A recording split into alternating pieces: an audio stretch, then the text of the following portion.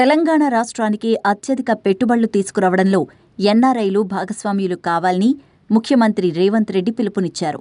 న్యూజెర్సీలో ముఖ్యమంత్రి రేవంత్ రెడ్డితో ఎన్ఆర్ఐలు ఏర్పాటు చేసిన ప్రవాసుల ఆత్మీయ సమ్మేళనానికి వేలాది మంది తరలివచ్చారు.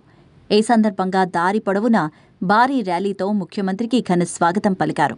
ఈ సందర్భంగా ముఖ్యమంత్రి మాట్లాడుతూ, తెలంగాణ మీ జన్మభూమి. మీ దేశంలో మీరు పెట్టిన ప్రతి పెట్టుబడికి తప్పకుండా ప్రయోజనముంటుంది. అంతకు మించిన అత్యుత్తమ ప్రతిఫలం ఉంటుంది. మన ప్రాంతం అభివృద్ధిలో భాగస్వామ్యం పంచుకుంటే అంతకు మించిన సంతృప్తి బోనస్గా వస్తుంది అంటూ ఎన్ఆర్ఐల్లో ఉత్సాహం నింపారు.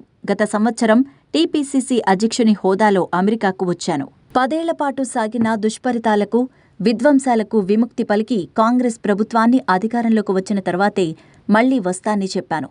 నేను ఇచ్చిన మాట నిలబెట్టుకున్నాను అని అన్నారు. ప్రజలకు ఇచ్చిన ప్రతి హామీని తమ ప్రభుత్వం నిలబెట్టుకుంటుందని ముఖ్యమంత్రి పునరుద్ఘాటించారు. ఇప్పటికే రైతులు, మహిళలు, యువకుల సంక్షేమం, అభివృద్ధికి ఎన్నో కార్యక్రమాలు చేపట్టామన్నారు. రైతులకు ఏకకాలంలో 2 లక్షల రుణమాఫీతో పాటు ఇన్పుట్ సబ్సిడీగా రైతు భరోసా, నిరుద్యోగులకు ఉద్యోగాలు, మహిళలకు ఉచిత బస్సు ప్రయాణం, 500కు వంట గ్యాస్ సిలిండర్, నిరుపేదలకు 200 యూనిట్ల ఉచిత గృహ విద్యుత్, ఉపాధ్యాయులకు పదోన్నతులు, విద్యార్థులకు నాణ్యమైన విద్య పథకాలను అమలు చేసిన విషయాన్ని గుర్తు చేశారు.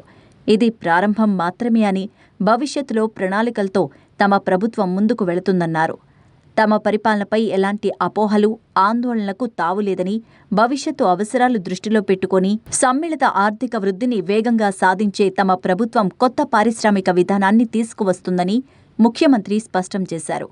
ఎన్నికలకు ముందు మాపై ఎంతో విషప్రచారం జరిగిందని, గిట్టని వాళ్లంతా అసలు కాంగ్రెస్ అధికారంలోకి రాదని చెప్పారన్నారు. వచ్చినా అది ఉండనే ఉండదన్నారు.